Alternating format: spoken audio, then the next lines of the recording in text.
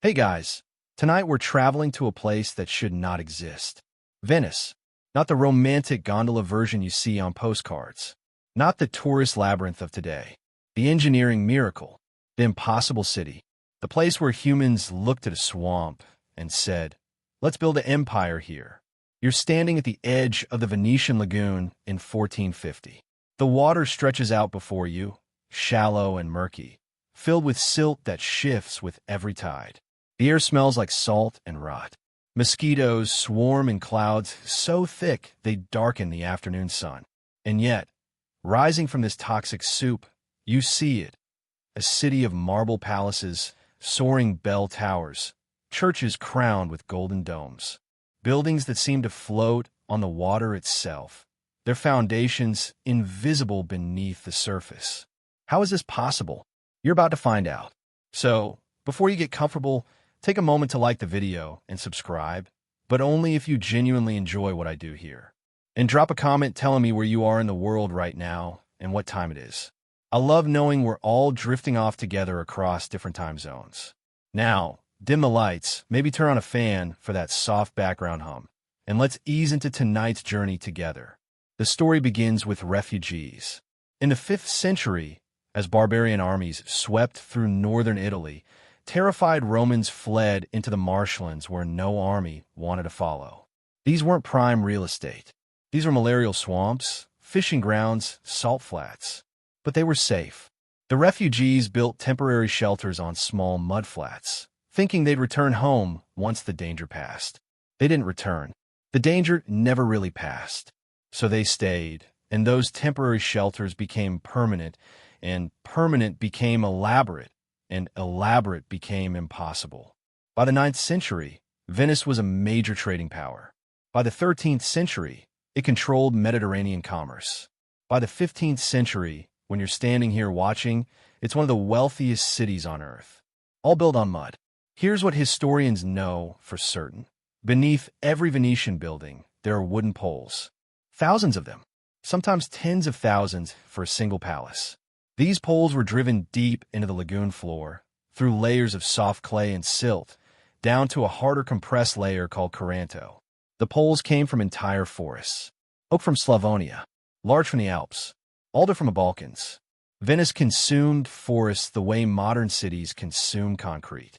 But here's the eccentric part that nobody talks about. Venetian engineers didn't invent this technique. They borrowed it from ancient lake dwellings in Switzerland and adapted pile-driving methods the Romans had abandoned centuries earlier. Venice succeeded by resurrecting forgotten technology and applying it at a scale that would have seemed insane to the original inventors. Imagine trying to pitch this plan today. We'll take a swamp that floods twice daily, drive 1 million wooden sticks into the mud, and build a city on top. You'd be laughed out of every planning meeting. But the Venetians didn't have a choice.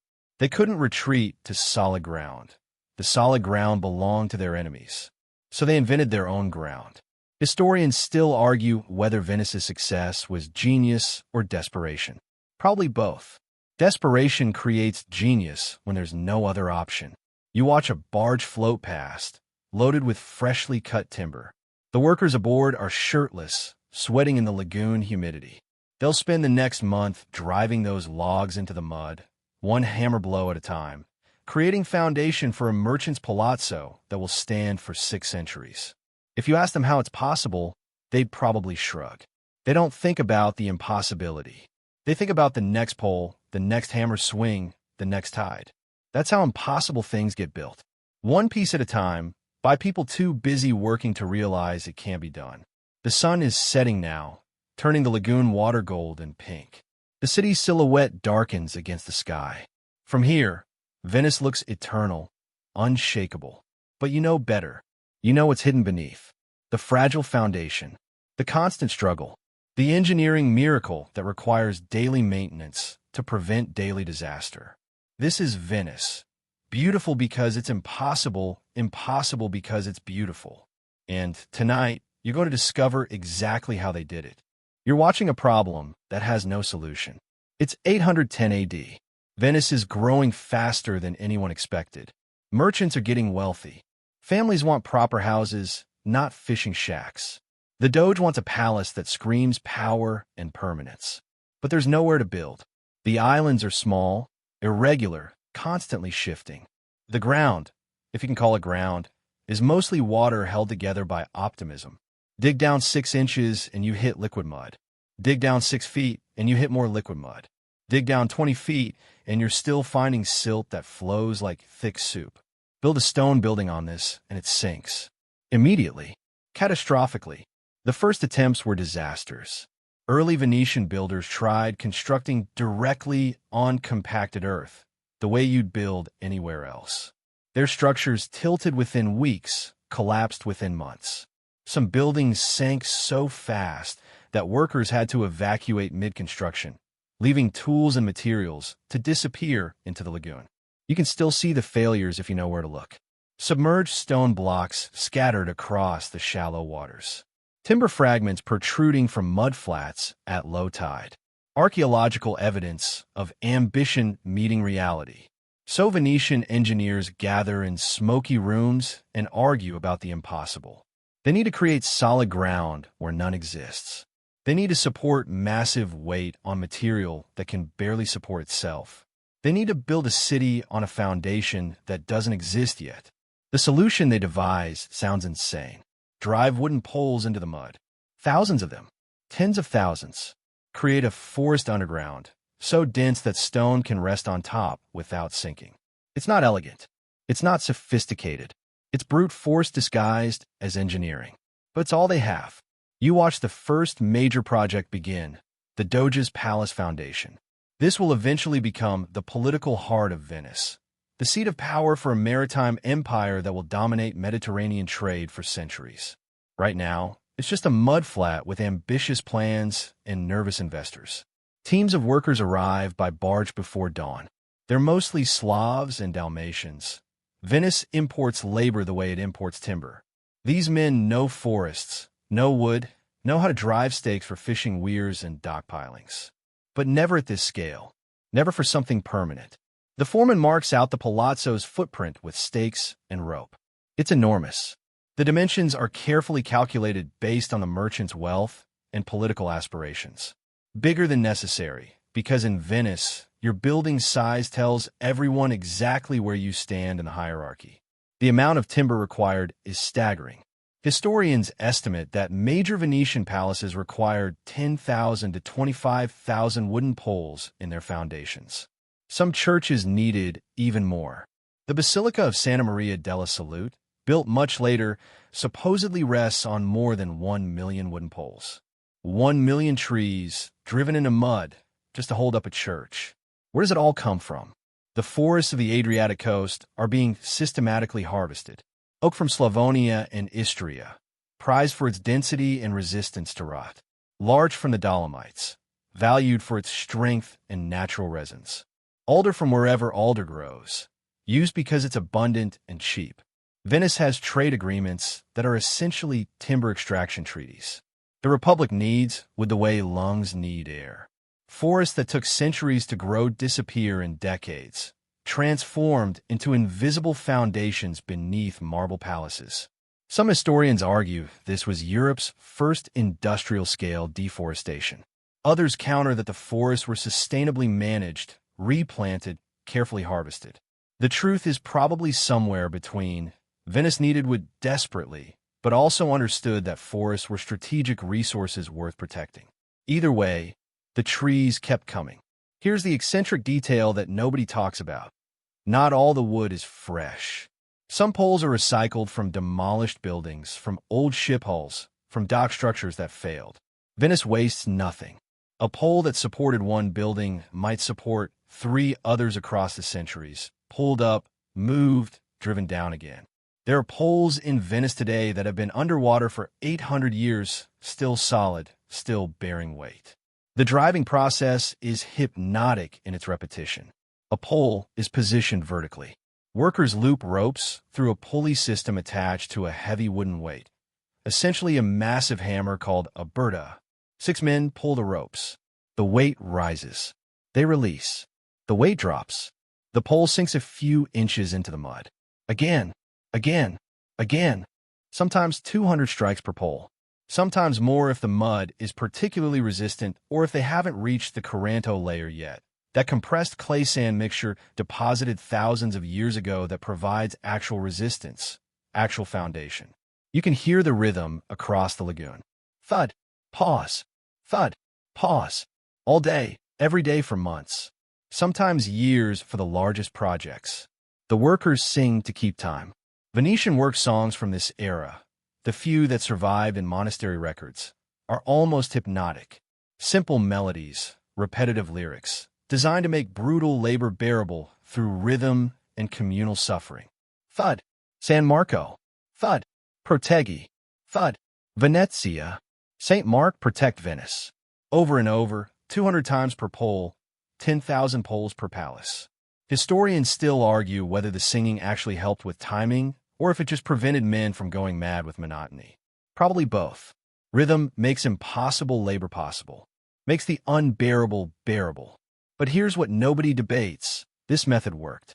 Not because it was clever, because it was thorough, because Venetian engineers understood something fundamental about pressure distribution that wouldn't be formally mathematized for another 400 years. A single pole supporting 1,000 pounds will sink. 1,000 poles, each supporting 1 pound, will hold steady.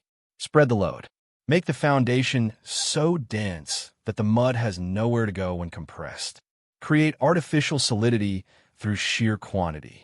It's the engineering equivalent of crossing a frozen pond. One person breaks through.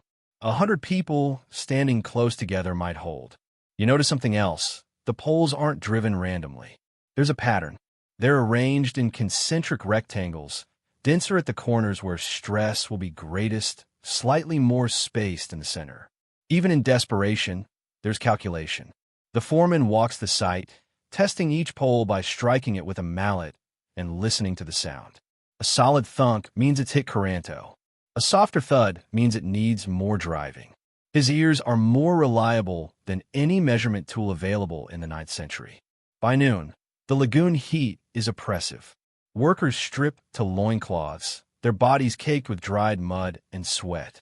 They drink water that tastes like the lagoon, because it is the lagoon just strained through cloth. Dysentery is common. Some men die from it. More arrive tomorrow to replace them.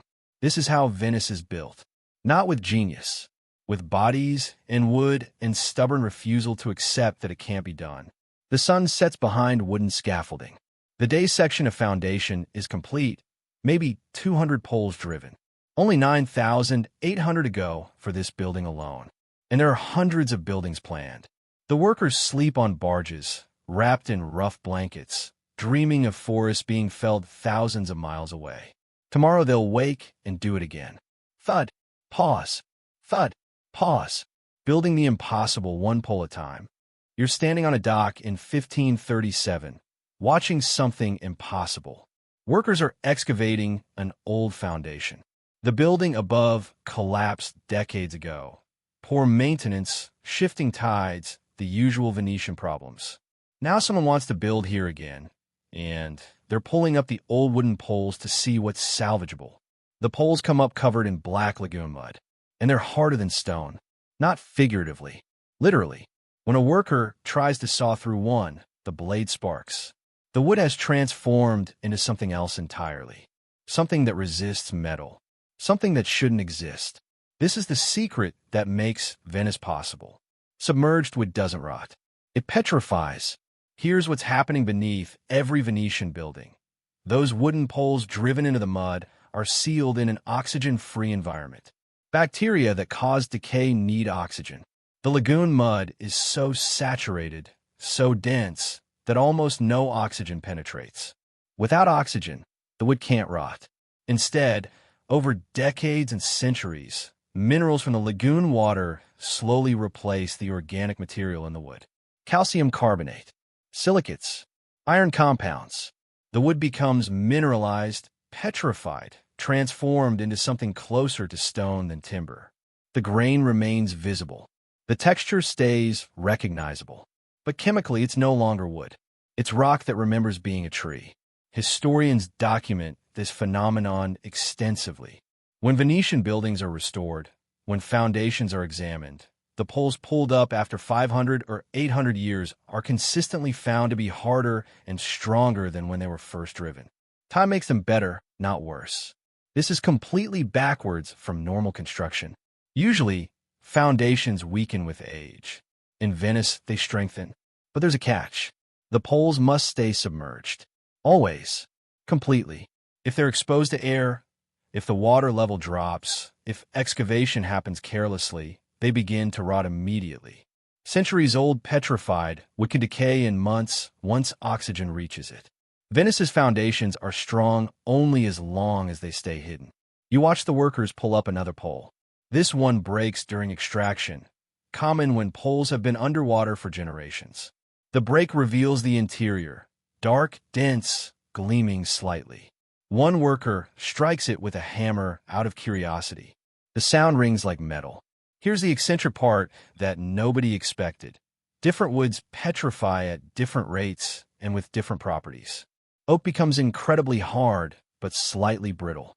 Larch maintains flexibility while gaining strength. Alder, the cheap option, actually petrifies faster than expensive woods because its cellular structure absorbs minerals more readily. So, sometimes the cheapest foundation becomes the strongest. Venetian engineers didn't know the chemistry.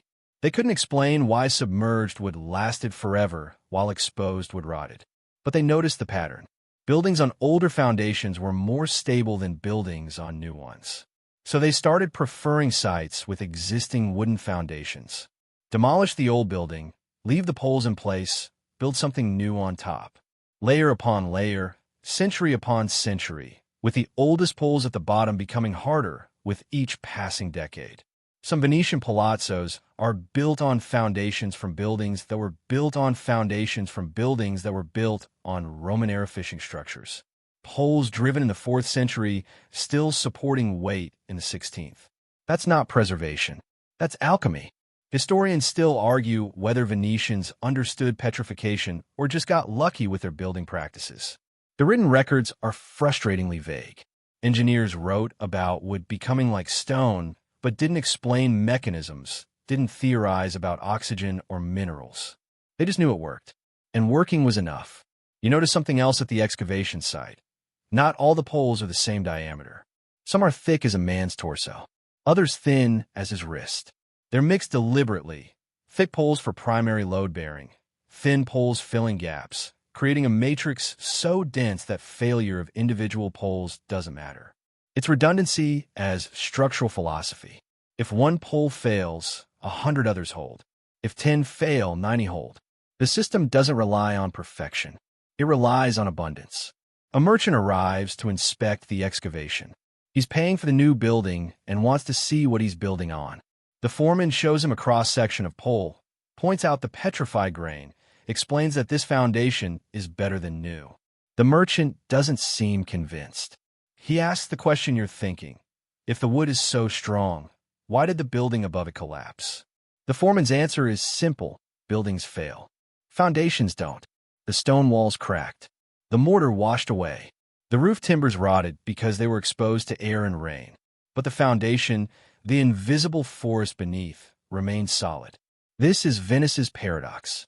The part nobody sees is the part that lasts forever. The excavation continues through the afternoon.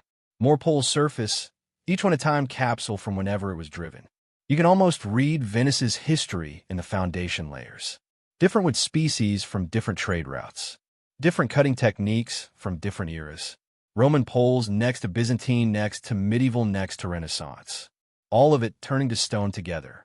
The sun angles low across the lagoon, turning the water copper and gold. The workers pack up their tools. Tomorrow they'll drive new poles around the old ones, adding another century to foundations that have already lasted 10. The merchant lingers, staring at the petrified wood. He picks up a fragment, feels its weight, its unnatural density. He's literally holding time compressed in a matter. Decades of mineral accumulation. Centuries of slow transformation. He doesn't know the chemistry either, but he knows it works. He knows his palazzo will stand on this. His children will inherit a building resting on wood that's no longer wood. His grandchildren will do the same. The foundation outlasting everything built upon it. This is how Venice survives. Not by defeating time, but by making time work for the city. Every year, the foundations grow stronger. Every decade, they become more permanent. The wood that should rot instead becomes eternal. You leave the excavation site as evening settles. Behind you, workers cover the exposed foundation with canvas to protect it from air until construction resumes tomorrow. Even petrified wood needs to stay hidden to stay strong. Some miracles only work in darkness. You're watching people manufacture land. Not claim it, not discover it. Manufacture it. It's 1173, and Venice needs more space. The existing islands are crowded, every square meter occupied. Families are building upward because they can't build outward. Merchants are storing goods in hallways because there are no warehouses. The lagoon is full of water and potential. So Venetians decide to turn one into the other. You're standing on a barge, watching the process begin.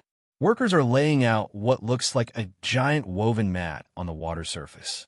It's made from bundled reeds, tied with rope in a lattice pattern. The mat is maybe 50 feet across, floating, flexible. This is the foundation of an island that doesn't exist yet. The technique is ancient. Lake dwellers in the Alps did this thousands of years ago. Fishing communities across northern Europe built temporary platforms the same way. But Venice is doing something different. Venice is making it permanent. Workers begin dumping material onto the reed mat. Rocks first, not giant boulders. Those would sink right through, but fist-sized stones distributed evenly. The mat sags under the weight, but doesn't break. The lattice structure spreads the load. More stones, more sagging. The edges of the mat start to dip below the waterline. Then comes the mud. Barges full of lagoon mud, dredged from deeper channels, dumped onto the stone layer. The mud is thick, clay-rich, heavy. It fills the gaps between rocks, creates a semi-solid mass, weighs everything down. The reed mat is now completely submerged, but still there, still functioning, holding everything together beneath the water. More mud, more stones, layer after layer after layer. The process takes months, sometimes years for larger islands. Workers live on barges nearby, eating fish caught from the lagoon, drinking wine shipped from the mainland, sleeping under canvas shelters that smell like mildew and sweat. This is patient work. Rushing doesn't help. The lagoon accepts weight slowly, compressing layers gradually. Push too fast, and everything shifts, slides, spreads out instead of building up. You have to let gravity do the work at its own pace. Here's what historians know for certain. Venice created dozens of new islands this way between the 9th and 15th centuries. Some were small, barely larger than a house. Others were substantial, capable of supporting multiple buildings, churches, even monasteries. The island of San Giorgio Maggiore, which now holds one of Venice's most famous churches, was partially artificial. Workers expanded the natural sandbar with reed mats and fill dirt until it could support the monastery complex that Palladio would later redesign into an architectural masterpiece. But here's the eccentric detail nobody talks about. The reed mats never fully decompose. Like the wooden poles, they're sealed in an oxygen-free environment once buried. Centuries later, when foundations are excavated, workers still find fragments of the original reed lattice, preserved, still holding everything together. Islands built on plants that refuse to die. Historians still argue whether these artificial islands are more stable or less stable than natural land. Some evidence suggests they're actually better. The layered construction distributes weight more evenly than random geological deposits. Other evidence shows they're prone to settling, sinking, requiring constant maintenance. Probably both are true. Venice doesn't have one type of ground. It has hundreds of different foundations, each with its own properties, each aging differently. You watch as workers add more material. They've moved beyond mud now, adding broken bricks from demolished buildings, pottery shards, shells from the fish markets, essentially urban garbage compacted into foundation layers. Venice doesn't waste anything. Trash becomes land. Failure becomes opportunity. The island is starting to rise above water level now. Just barely. A few inches of wet mound protruding from the lagoon. But it's above. It's emerged. It's becoming something that could theoretically be walked on. Not that anyone would. Not yet. The surface is still liquid mud, more quicksand than ground. It needs time to compress, to settle, to become stable enough for human weight. A priest arrives by gondola to bless the new land. This is standard practice. Everything in Venice gets blessed. Ships before launching, buildings before construction, apparently even mud piles before they become islands. The blessing is brief, practical. The priest doesn't linger. He has 6 more island projects to bless today. Business is good. After he leaves, workers plant wooden stakes around the island's perimeter. These mark the boundary, prevent boats from accidentally running into what's still barely visible at high tide. They also serve as future attachment points for the wooden retaining walls that will eventually line the island's edges. Nothing in Venice is single-purpose. Every element serves multiple functions. You notice that the island isn't round, despite that being the natural shape for dumping material from all sides. It's rectangular, carefully shaped, with straight edges where wooden guides constrain the fill. Even manufactured land follows urban planning. The shape determines what can be built here. A long rectangle suits a palazzo with courtyard. A square works for a church with plaza. Shape is destiny in a city where every square meter is precious, planned, fought over. The sun is setting, turning the lagoon into hammered copper. The new island is a dark smudge against the water, barely distinguishable from shadow. In 5 years, it might support a building. In 10 years, that building might support a family. In 100 years, no one will remember this was ever just water and wishes. Workers secure their barges for the night. Tomorrow they'll add more layers. More mud, more stones, more garbage transformed into geography. This is how Venice grows. Not by expanding into existing territory, but by creating new territory from nothing. Not by conquering nature, but by convincing nature to cooperate one handful of mud at a time. The reed mat far below, now buried under tons of rock and clay, flexes slightly with the evening tide. Still holding, still functional, still doing the impossible work of making solid ground from liquid lagoon. Some foundations are made of wood, some are made of stone, and some are made of woven grass that refuses to understand it should have rotted away centuries ago. You leave as darkness settles. Behind you, the island in progress sits silent, patient, slowly becoming real. Tomorrow it will be slightly higher, slightly more solid, slightly closer to permanent. That's all Venice ever asks. Slight progress, repeated endlessly, until the impossible becomes the inevitable. You're waking up in a Venetian palazzo, and your feet are wet. Not soaked, just damp. The bottom inch of your bedroom floor is covered in water that seeped in overnight. It's 14:02, and this is Tuesday. This is normal. The tide came in while you slept. The lagoon rose. Water found every crack, every gap, every vulnerable joint in the stone floor below. It infiltrated the ground-level rooms, the storage areas, the kitchen. By noon it will reseed, leaving behind salt residue and the faint smell of rot. Tomorrow it will happen again. This is the reality nobody tells you about Venice. The city doesn't just sit on water. Water lives inside the city, moving through it like blood through veins, invading twice daily with the tides. Acqua alta, high water, the Venetian condition. You watch the household servants begin the morning routine. They're sweeping water toward drains, opening windows to increase airflow, checking wooden furniture legs for new damage. This happens every morning. Has happened every morning for generations. The head servant, an older woman who's worked in this palazzo for 40 years, barely acknowledges the water. She steps through it in wooden clogs designed for exactly this purpose, elevated soles keeping her feet dry while she works. She swept this same water 1,000 times. Her mother swept it before her. Her daughter will sweep it after. Here's what historians document. Venice has no natural drainage. The islands are so flat, so close to sea level, that water doesn't flow away. It just sits, waiting for the tide to pull it back. Every building needs its own drainage system, carefully engineered channels and pipes that fight gravity's absence. Some palazzos have elaborate systems. Stone gutters carve into floors, leading to sumps that collect water until it can be manually bailed out. Clay pipes running through walls, directing moisture toward the canals. Bronze grates covering drains, preventing rats from entering but allowing water to escape. Other buildings have nothing. Poor families just live with wet floors half the time, hanging their bedding outside during dry hours, sleeping on raised platforms that keep them above the daily flood. Class in Venice is measured partly by how dry you can keep your home. But even the wealthy can't completely win. Water finds everything eventually. You descend to the ground floor, where the situation is worse.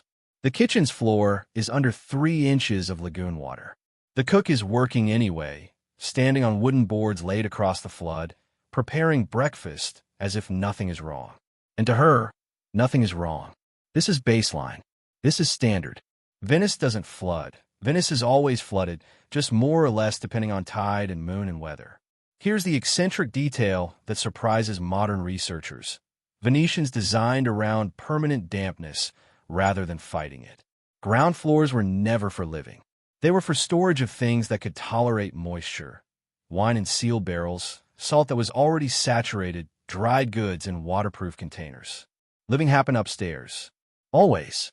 The piano nobile, the noble floor, is on the second level, 15 feet above the canal. High enough that even the worst tides rarely reach it. This is where the family's bedrooms are, the dining halls, the receiving rooms. The spaces that matter. Everything important in Venice is elevated. The ground floor is sacrificial space, expected to flood, designed to be abandoned when necessary. You walk to a window overlooking the canal. The water level has dropped slightly in the past hour. You can see the water line on the palazzo opposite, a dark stain about a foot below the current surface. That stain goes up at least 6 feet on the wall, marking the high water line from some exceptional tide. Maybe last month, maybe last year, maybe 50 years ago. The stone remembers every invasion. Historians still argue whether Venice's flooding is getting worse or if it's always been this bad. Written records from the 1300s complain about high water. Records from the 1500s complain about the same thing. Every generation thinks they have it worse than their grandparents. Maybe they're all right. Maybe it's been getting gradually worse for 800 years so slowly that each generation barely notices the change. Or maybe complaining about water is just what Venetians do, the way other cities complain about taxes or weather. A gondola passes below your window. The gondolier is standing, of course. They always stand, balancing on the stern with that distinctive one-oar technique. But you notice something else. The gondola's floor is wet. Not from spray. From seepage.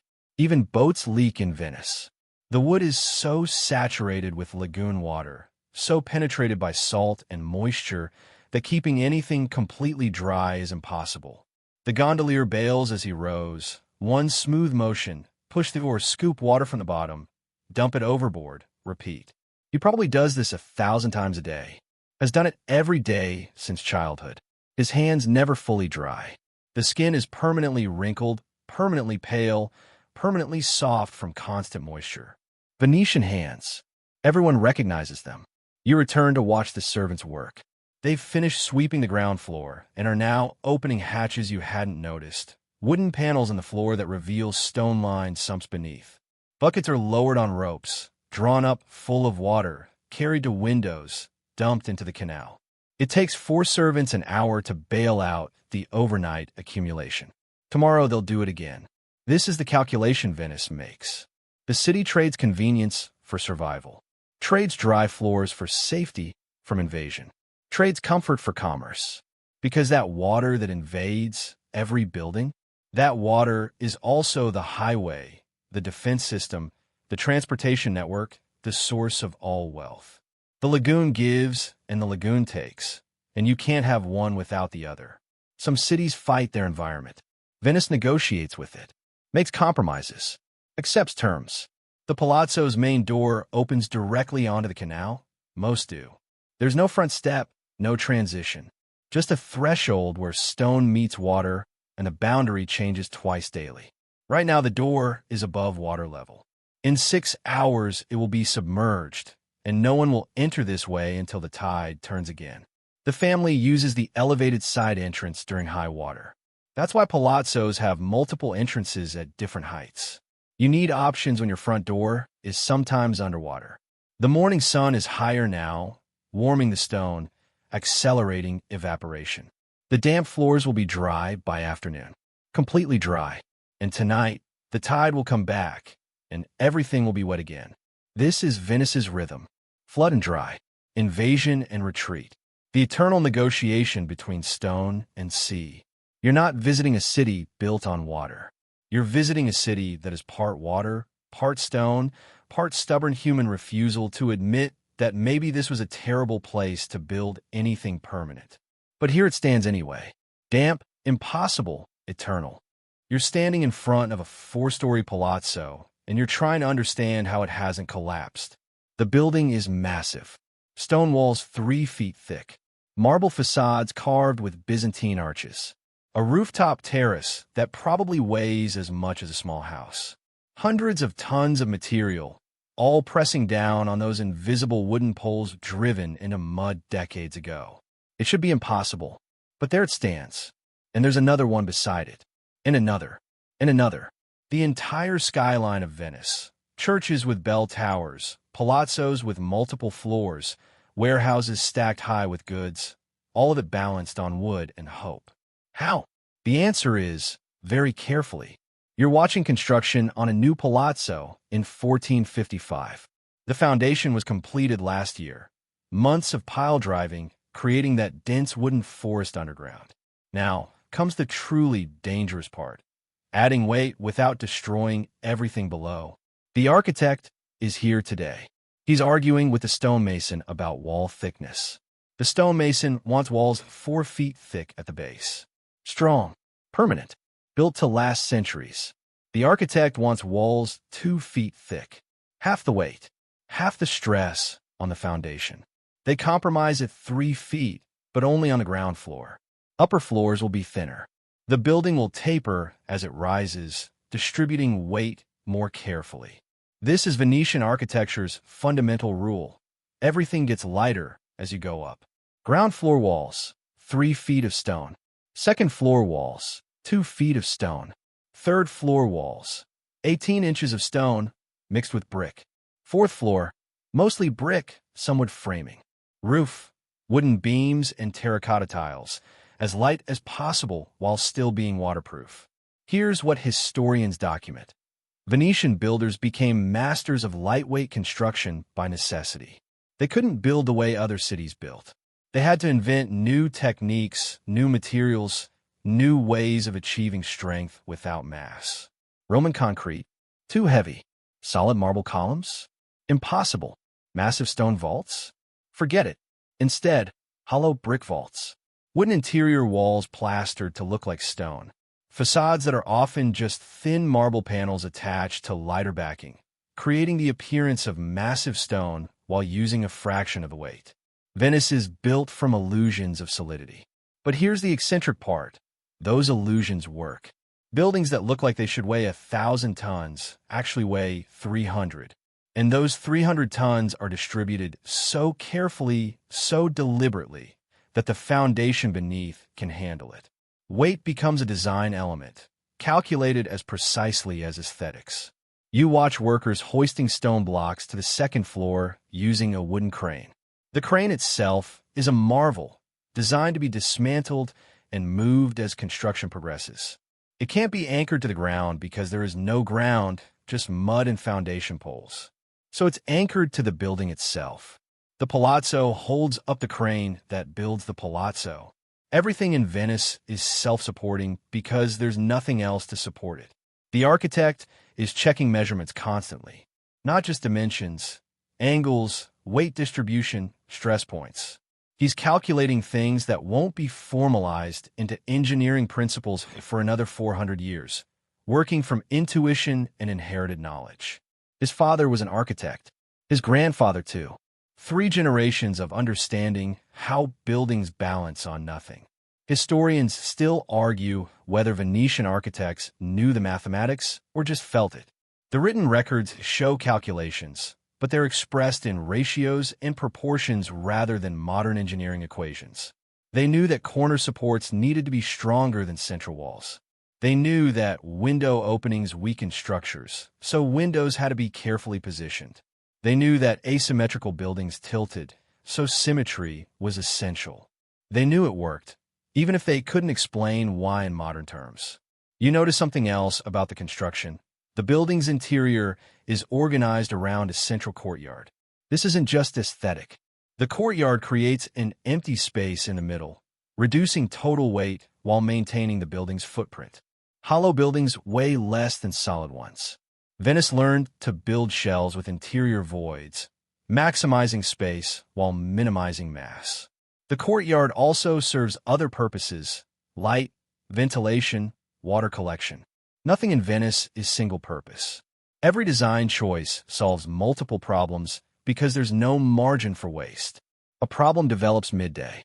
Workers discover that one corner of the foundation is settling faster than the others. The building is developing a tilt, just barely noticeable, maybe half a degree, but enough to cause problems as construction continues. The architect doesn't panic. This is common, expected even. He orders work stopped on the settling corner. Teams focus on the opposite side instead, adding weight there, trying to balance the tilt. It's counterintuitive, adding more weight to fix a weight problem, but it works. The building needs to settle evenly. If one side goes down, you make the other side go down too, deliberately, in a controlled way. Venice doesn't fight settling. It manages it. Over the next 3 months, the building shifts, adjusts, finds its equilibrium. The foundation compresses unevenly at first, then gradually evens out as weight redistributes. By the time construction reaches the 3rd floor, everything is level again. The building's settled. The builders adjusted. Balance was restored. This is normal. You're watching the roof go on now. Terracotta tiles, each one individually placed, overlapping to shed water. The roof is designed to be light, but also strong enough to handle maintenance workers, because Venetian roofs require constant maintenance. Everything in Venice requires constant maintenance. Remember that crocodile dung sunscreen? Well, Venetian buildings need similar constant attention. Let maintenance lapse for a decade, and the building starts failing. Let lapse for 2 decades, and you're looking at collapse. The trick is building things that can be maintained. That means accessible joints, replaceable materials, modular design. A Venetian palazzo isn't a monument. It's an organism that needs feeding. The architect signs off on the final inspection. The building is complete. For stories of apparent stone, actually a carefully engineered combination of stone, brick, wood, and air, totaling maybe 1/3 the weight of a comparable building on solid ground. It looks permanent. It looks immovable. It looks like it will stand forever. And it might, as long as someone keeps maintaining it. As long as the tides don't rise too much. As long as the foundation poles stay submerged and petrified. As long as nothing changes. You leave as evening settles. The new palazzo catches the sunset, golden light on marble facade, looking exactly like every architectural fantasy of Venice. Beautiful, impossible, precarious. Built upward on instability, somehow standing anyway. You're lost in Venice. Everyone gets lost in Venice. The canals twist, branch, dead end, loop back on themselves. There's no grid, no logic, just water and stone creating a maze that seems designed to confuse. Except it isn't designed to confuse. It's designed for something else entirely. You're in a small gondola with a local guide, a weather-beaten man who's navigated these waters for 40 years. He's explaining something that sounds impossible. Every canal serves at least 3 purposes simultaneously. Transportation, obviously. That's what you see. But also, sewage disposal, fresh water circulation, tidal exchange, foundation drainage, fire control, defensive barriers. The canals aren't streets. They're infrastructure disguised as streets. Your guide steers into a narrow waterway, barely wider than the gondola itself. The walls rise on both sides. Stone's surface is green with algae at the waterline. It smells like salt and decay and humanity.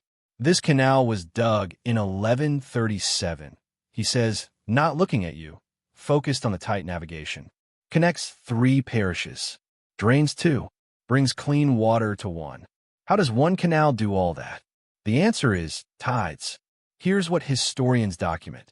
Venice's canal system is tidal-powered. Water doesn't just sit there. It flows in twice daily with the tide, flows out twice daily when the tide recedes. Every canal is a river that reverses direction 4 times a day. That flowing water carries sewage out to the lagoon, brings fresh seawater in to flush the canals, prevents stagnation, creates circulation. Venice is the world's first city with a self-cleaning sewer system, powered entirely by the moon's gravity. But it only works if the canals are the right width, the right depth, the right angle to catch tidal flow. Too narrow and water stagnates. Too wide and flow becomes insufficient. Too shallow and boats can't pass. Too deep and tidal exchange weakens. Every canal is engineered precisely, even the ones that look random. Your guide points to markings on the canal wall, lines carved into stone at different heights. High water marks, he explains. Different tides. We know exactly how high water reaches in every canal, every season, every moon phase. This knowledge is essential. Homeowners need to know when their ground floors will flood. Merchants need to know when cargo barges can navigate shallow canals. The city government needs to know which areas require additional drainage. The canal network is a database carved in stone, recording centuries of tidal behavior. Here's the eccentric detail. Some canals are artificial, dug deliberately. Others follow natural channels that existed before Venice. And the Venetians never marked which was which. To navigate properly, you need to know the difference, but there's no map, no signs, just inherited knowledge passed from generation to generation. Your guide knows. His father knew. His grandfather knew. They never wrote it down because writing it down would help invaders. The canal system is defensive. Enemies who don't know the network get trapped in dead ends, run aground in shallow sections, get turned around in the maze. Venice's streets protect the city by confusing outsiders. You emerge into a wider canal, one of the major thoroughfares. Traffic is heavy. Cargo barges moving goods. Gondolas ferrying people. Smaller boats hauling fresh water in sealed barrels from the mainland. Wait, hauling fresh water? Venice is surrounded by water, but has no drinking water. The lagoon is salt. The canals are salt. Rain is the only fresh water source, collected from rooftops, stored in cisterns, rationed carefully. Some canals were specifically designed with wider sections where fresh water barges could dock and unload. The canal serves as distribution network for the city's most precious resource. Transportation, sewage, tidal exchange, and water distribution. 4 functions in one waterway. Your guide steers toward a stone platform jutting into the canal. It's busy, workers loading and unloading goods, merchants negotiating prices, children playing at the water's edge while their parents work. This platform was built in 1203, the guide says. Stone from Istria. Sits on 4,000 poles underneath. He says it casually, like it's normal to know the exact foundation count of a random loading dock. But in Venice, it is normal. People know this stuff. They grow up learning it, hearing stories, absorbing the invisible history beneath every visible structure. Historians still argue whether the canal network was planned comprehensively or evolved organically. Some evidence suggests centralized planning. Certain canals are too precisely positioned to be accidental. Other evidence shows organic growth. Neighborhoods that clearly expanded without coordination, creating redundant or inefficient waterways. Probably both happened. Venice was planned where planning was possible, improvised where it wasn't. Like everything else in the city, you notice something else as you navigate. The canals have different watercolors. Some are clearish green, others murky brown, some nearly black in the shadows. The guide explains, watercolor indicates depth and bottom composition. Clear green means sandy bottom, relatively shallow. Murky brown means silted bottom, medium depth. Black means deep water over mud, possibly disturbed by recent barge traffic. Venetians red, water the way other people read street signs. A bell rings in the distance. The guide checks the sun's position, nods to himself. Tide's turning, he announces. We need to move. You don't feel anything change, but he's already rowing faster, steering toward a specific canal. Within minutes, you notice the current has shifted. Water that was flowing one direction is now flowing the other. The tide has turned, and with it, the entire canal network reverses. Sewage that was flowing out now. No, wait. The guide sees your expression. Don't worry, he laughs. The system accounts for reversal. Outflow canals become inflow canals, but they're positioned so sewage areas flush completely before the tide returns. Usually, Venice's infrastructure depends on timing. Get the timing wrong, and you have problems. But get it right, which happens most of the time, and you have a self-maintaining system that cleans itself, powers itself, serves itself. The moon does the work. Venetians just shaped the canals to take advantage. You're heading back to your starting point now, and you realize something. You've taken a different route. Same destination, different path. The canal network has multiple routes to everywhere, redundancy built into the design. If one canal is blocked, use another. If one route floods, take a different one. The system has backup for backup, flexibility encoded in water and stone. This is why Venice survives.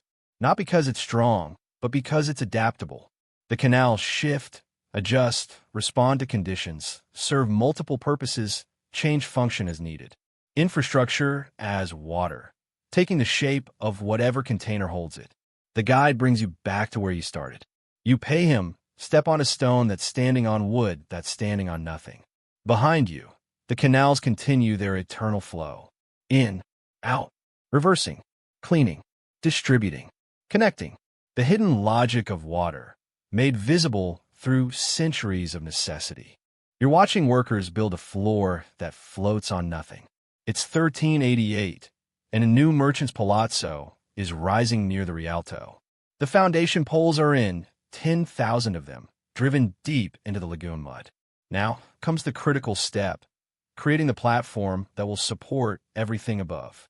This is where wood becomes stone, where flexible becomes rigid, where Venice's impossible engineering becomes real. The workers are laying down wooden planks across the tops of the poles. Thick oak planks, each one 12 feet long, 4 inches thick. They're placed perpendicular to the pole grid, creating a horizontal surface where none existed before.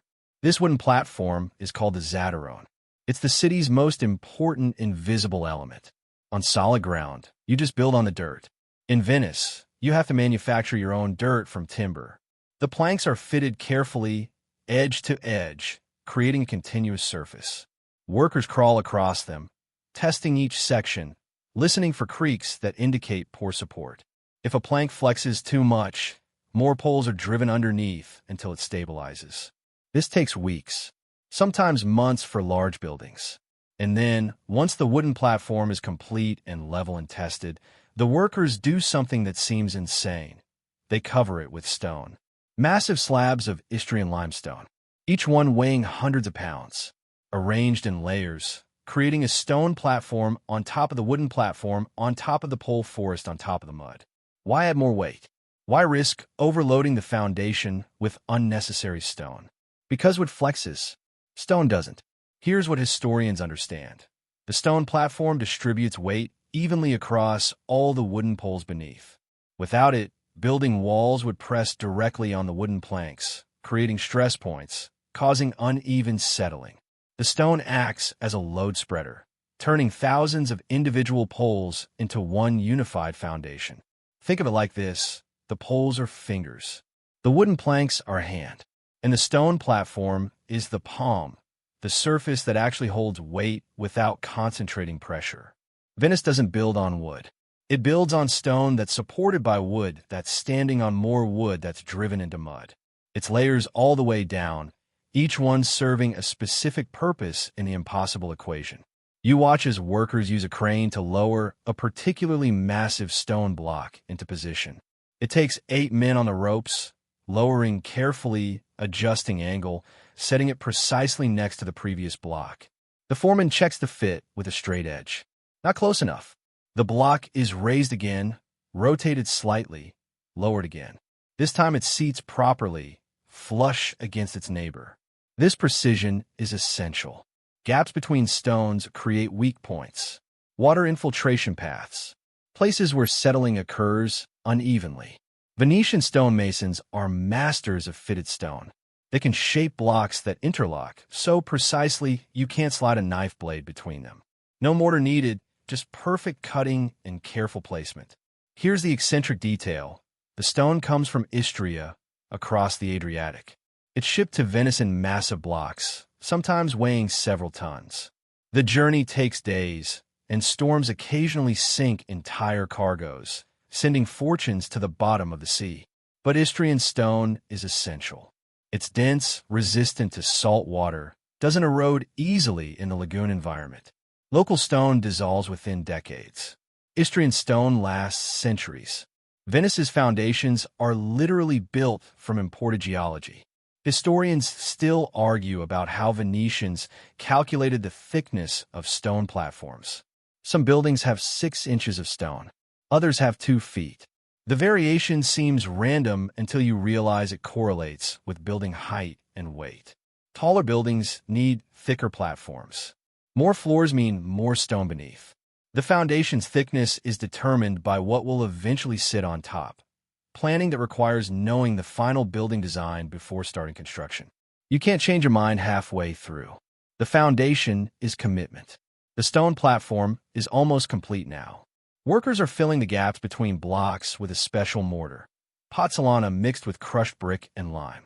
This mortar can set underwater, which is essential because the lowest layers of the platform will be submerged during high tides. Regular mortar would wash away. Pozzolana mortar becomes harder when wet.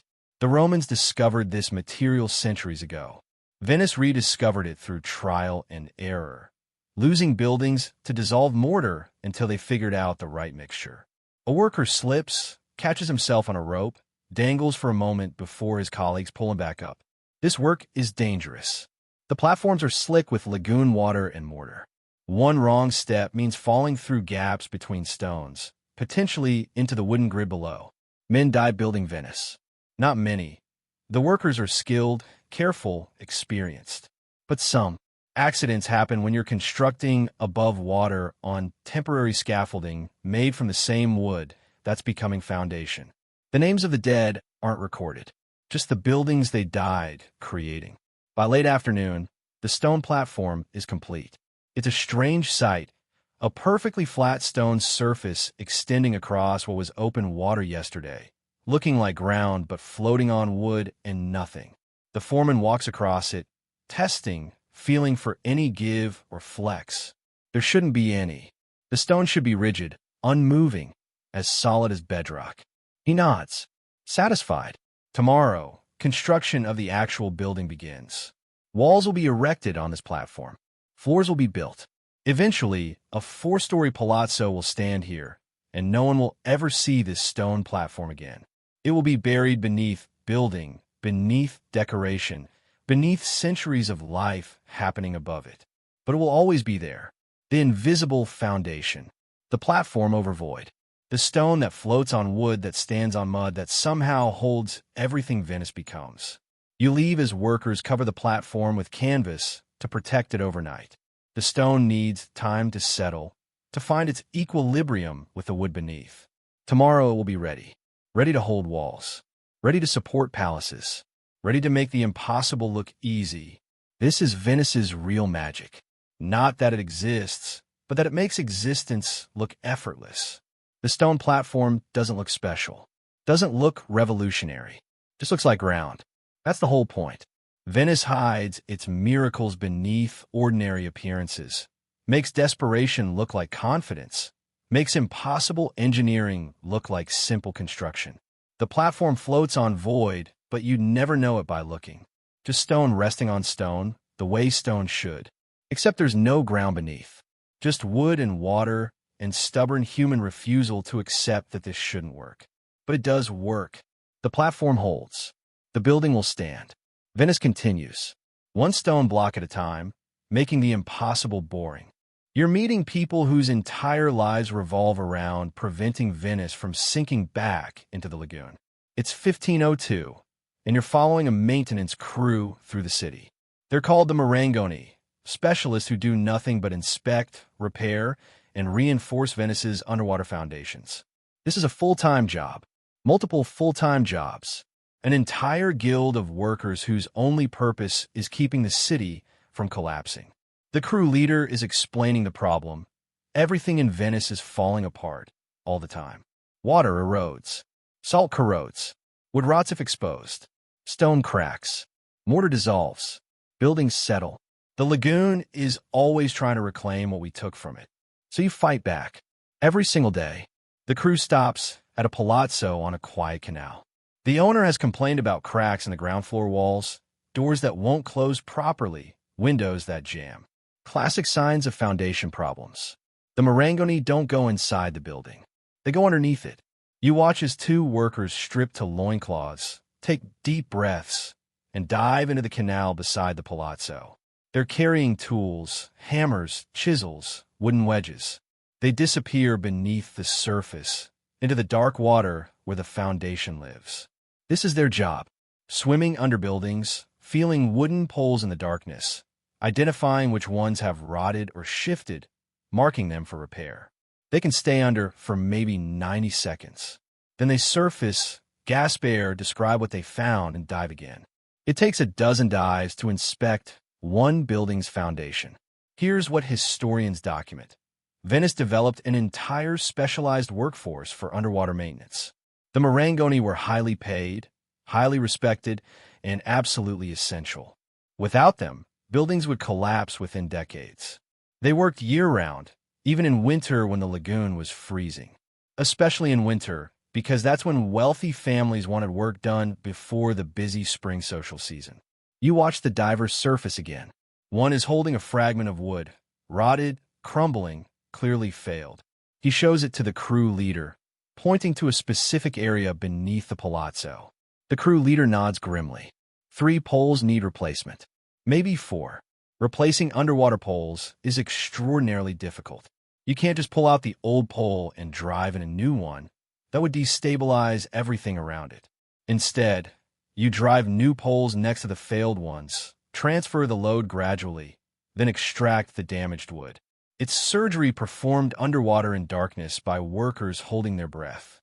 The process takes days, sometimes weeks for severe damage. And this is just one building. The crew has 16 more inspections scheduled this month.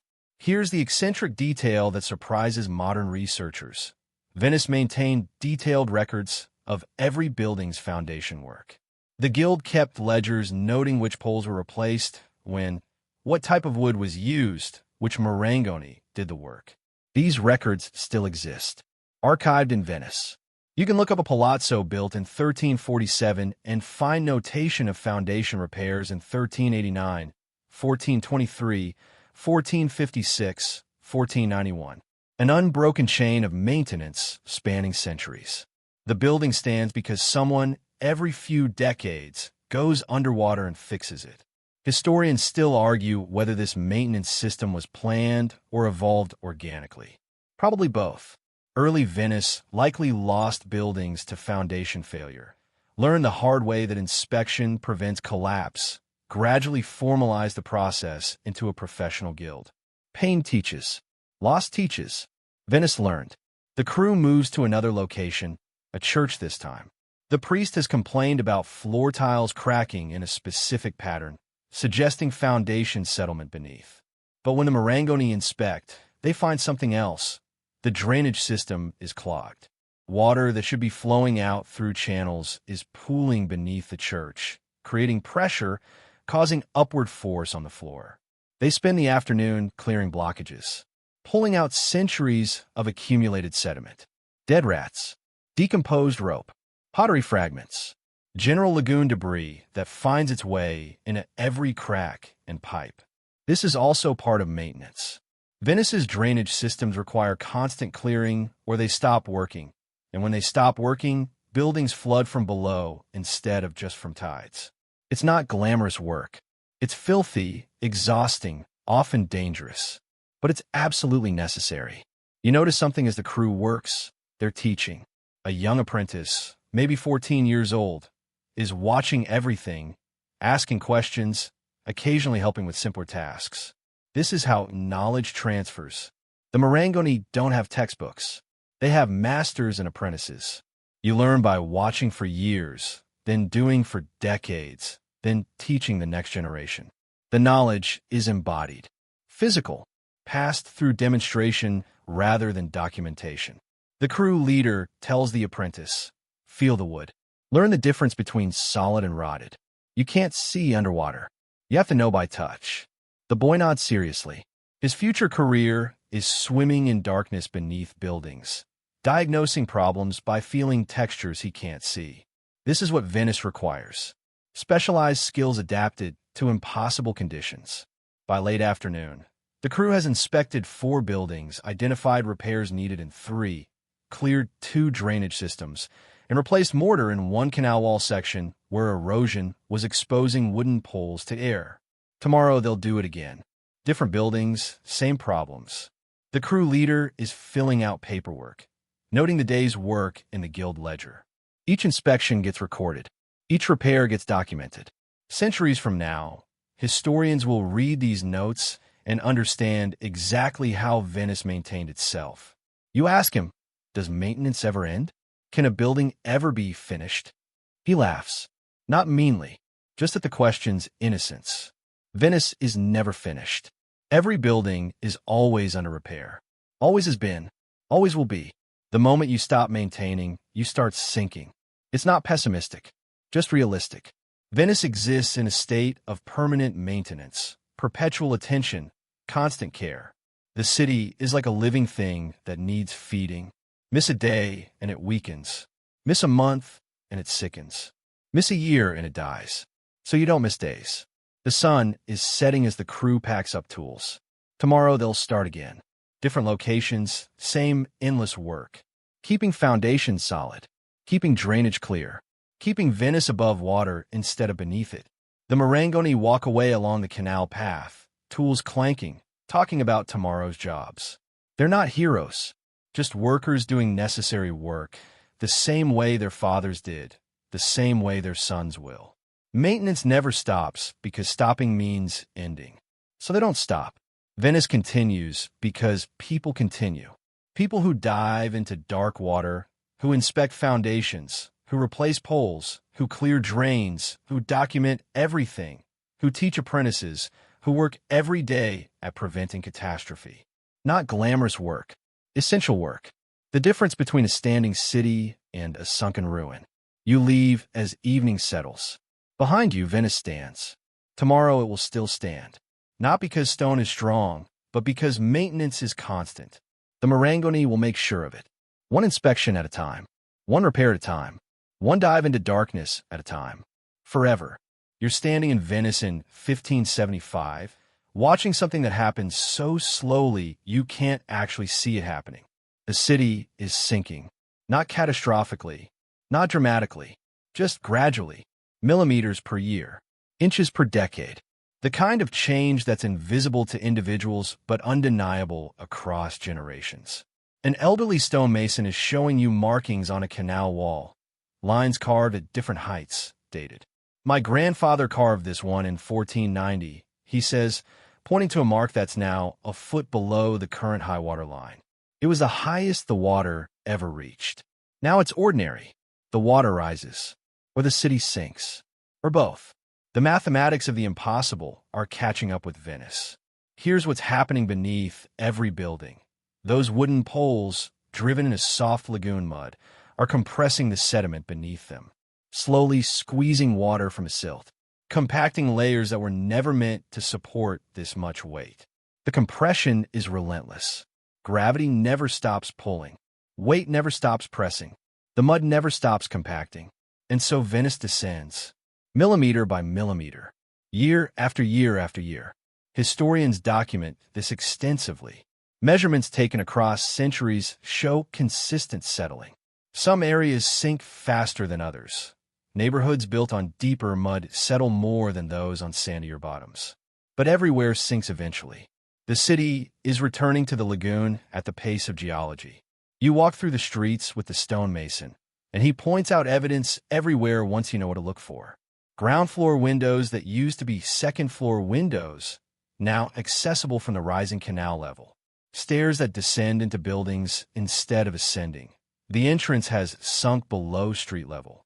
Doors with raised thresholds, built higher every few decades to keep water out. Venice adapts. Always adapts. Can't stop the sinking, so it accommodates instead. But there's a limit to adaptation. The stonemason brings you to a palazzo being demolished. Not because it's old. It's only 120 years old, relatively new. But the foundation has failed. Not the wooden poles. Those are still solid, still petrified, still strong. The foundation failed because the building sank so much that the ground floor is now permanently underwater. The Piano Nobile, where the family lived, is now barely above the high tide line. The building became uninhabitable without technically collapsing. Venice's ultimate failure mode isn't destruction. It's drowning. Here's the eccentric detail that nobody expected. As buildings sink, they sometimes tilt. Not always, but often enough that tilted palazzos are common. One side settles faster than the other, creating a lean that gets worse over decades. Some families lived in tilted houses for generations. Furniture propped level, doors planed to fit crooked frames. Life adjusted to slowly increasing angles. Others eventually abandoned buildings that leaned too far, letting them collapse into the canals, adding to the debris that would be dredged up and used as fill for new artificial islands. Venice recycles its failures into future foundations. The stonemason is old now. You can see it in his movements, the way he pauses to rest, the careful way he navigates uneven surfaces. He spent 60 years maintaining Venice, repairing foundations, replacing poles, trying to keep the city above water. We're losing, he says quietly. Not defeated, just honest. Slowly, but losing. You want to argue. Point out that Venice has survived 800 years. That it's still here, still functioning, still beautiful. But he knows that. He's not talking about now. He's talking about eventually. Historians still argue about Venice's future. Some projections suggest the city could survive another 1,000 years with proper maintenance. Others suggest major sections will become uninhabitable within centuries. Everyone agrees the sinking will continue. The only question is how fast. But here's what the stonemason understands that you're just learning. Venice was always temporary. It was built in desperation, maintained through stubbornness, preserved by constant attention. It was never meant to last forever. Nothing built on mud can last forever. The miracle isn't that Venice might eventually sink. The miracle is that it ever existed at all. You're walking along a quiet canal now, evening settling, the water turning from blue to copper to gold in the fading light. The stonemason has gone home. You're alone with Venice and your thoughts. The palazzos rise around you, marble and stone, looking eternal. But you know better now. You know what's underneath. The wooden forest, the compressed mud, the slow geological surrender happening beneath every footstep. A gondola passes silently. The gondolier doesn't look at you. He's focused on navigation, on the subtle currents, on avoiding the shallow spots that get shallower every year as sediment accumulates and buildings settle. He's probably descended from generations of gondoliers. His great-great-grandfather probably rode these same canals when the water was inches lower, when the city stood inches higher. Does he notice the difference? Does anyone notice changes that happen over lifetimes instead of moments? Probably not. Change is only visible in retrospect, in markings on walls, in stories from grandfathers, in buildings that used to be taller. The present always feels permanent until it becomes the past. You find yourself at the edge of the Grand Canal, watching the light fade completely now, the city becoming silhouettes against a darkening sky. Venice is so quiet at this hour. The tourist crowds are gone. Won't exist for another 400 years anyway. Just residents, closing shutters, lighting candles, preparing for another night in the impossible city. Somewhere beneath you, wooden poles are compressing mud. Millimeters you can't measure. Changes you can't see. The slow mathematics of geology working against the stubborn mathematics of human engineering. Venice is sinking. Venice has always been sinking. Will always be sinking until eventually, someday, maybe centuries from now, maybe millennia from now, the lagoon reclaims what was borrowed. But not tonight. Tonight, Venice stands. The water laps gently against stone foundations. The wooden poles hold firm beneath their stone platforms. The buildings balance on nothing, just like they have for 800 years. Tomorrow, the Marangoni will dive beneath buildings, checking foundations, replacing poles, clearing drainage, doing the endless work of maintenance. Tomorrow, servants will sweep water from ground floors, bail out sumps, hang wet bedding to dry. Tomorrow, Venice will continue. Because that's what Venice does. It continues, not by winning against water, but by refusing to lose completely. Not by permanence, but by persistence. The city is sinking, yes, but slowly. So slowly that individual lives can be lived here, complete and full, without ever seeing the end. So slowly that generations can pass down knowledge, craft, stubbornness, the skills needed to keep the impossible standing just a little bit longer. So slowly that beauty can exist despite doom, that life can flourish despite impermanence, that humans can build cathedrals knowing their great-great-grandchildren might see them underwater. Venice doesn't deny its fate. It just postpones it, one day at a time, one repair at a time, one generation of maintenance workers teaching the next. The lagoon is patient. It can wait. It's been waiting for 800 years already. It will wait another 800 if necessary. And Venice? Venice will stand as long as humans believe it can stand, work to make it stand, refuse to let it fall. That might be another century. That might be another millennium. Tonight, though, it doesn't matter. Tonight, Venice is here. Impossible, beautiful, temporary, eternal. The lights are all extinguished now. The city is dark except for starlight on water. You can hear the lagoon breathing, the gentle lap of tide against stone, the rhythm that's older than Venice, older than civilization, older than humans. The water that birthed the city, the water that will outlive it, the water that gives and takes and never stops moving. You close your eyes and listen to Venice settling into night. Somewhere, wood is compressing mud. Somewhere, foundations are shifting imperceptibly. Somewhere, the future is happening too slowly to notice. But in this moment, this one perfect moment, Venice stands, balanced on the edge between water and stone, between past and future, between impossible and inevitable, standing despite everything, standing anyway. Sweet dreams.